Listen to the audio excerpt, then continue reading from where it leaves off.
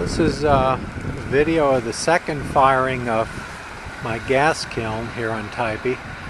I started the kiln about 9 o'clock this morning, and right now it's just after 2, so it's been going for about 5 hours. You can see the flames coming out of the top port there, and if we go on around here you can see them coming out of the viewports on the side, and that's because I'm currently in a reduction phase. I started that about 45 minutes ago. I'm doing a heavy body reduction right now. I was at cone 014 when I started, and that's about 1533 degrees, I believe. But I'll be doing this for about an hour, and then I'll be backing off and going to a lighter reduction and holding that till the end of the firing. I expect to be finished tonight about 7, which would mean that I've fired the kiln for about 10 hours. So over here you can see my propane setup. I currently have 2 40-gallon propane cylinders each. It's kind of a misleading, I guess. Maybe it's a 40-pound cylinder is what it is, because each one actually holds just under 10 gallons of propane. I've got an extra one there just in case I run out.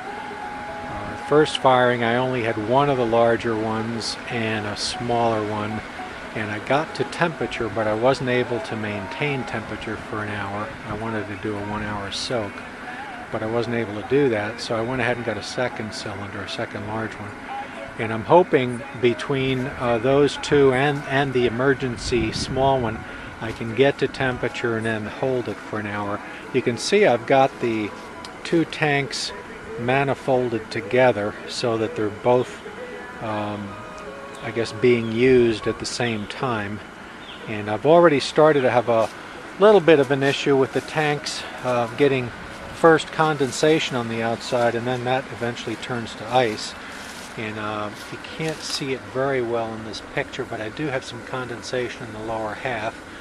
I've been pouring some warm water on there to try to melt it, and I'm hoping that doesn't create too much of a problem before the firing's over. But in any case, we'll see what happens. Another 10 minutes or so, and we go from the heavy body reduction to a lighter glaze reduction for the duration of the firing. There's my pyrometer. And matter of fact, we can go over and see what the reading is right now. I just checked it at 2 o'clock.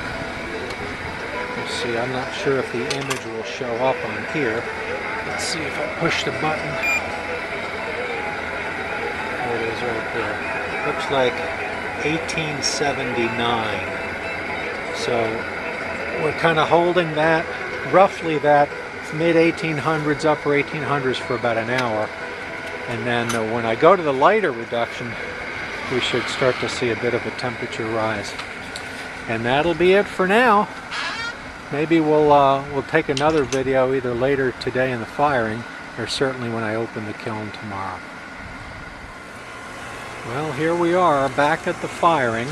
It's about 5:45, and cone 10 has gone down in the top, in the bottom, probably an hour or so ago, maybe even an hour and a half.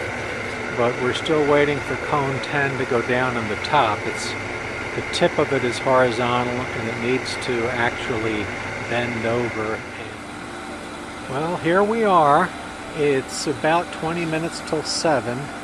I've reached temperature, and I'm in the process of doing my 1-hour soak.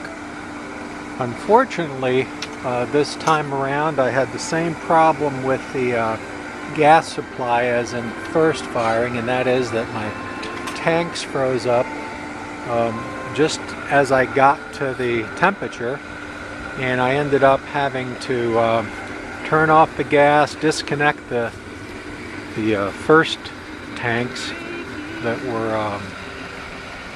were themselves connected together, and then hook up a reserve tank that I had, and it does look like it's going to let me get through the the 1 hour soak period. I did that about 5 minutes after 6, and now it's approaching 6:45, so we got another 15 minutes, and hopefully the reserve tank will hold out and we could get this thing ready to turn off and close up. So we'll see what happens, but I do have to figure out some solution to this problem. I may ultimately have to buy a third larger tank and then manifold that with the other two, and we'll see what happens. But in any case, we'll be shutting it up in about 15 minutes and open it up tomorrow, and I'll take some more videos tomorrow.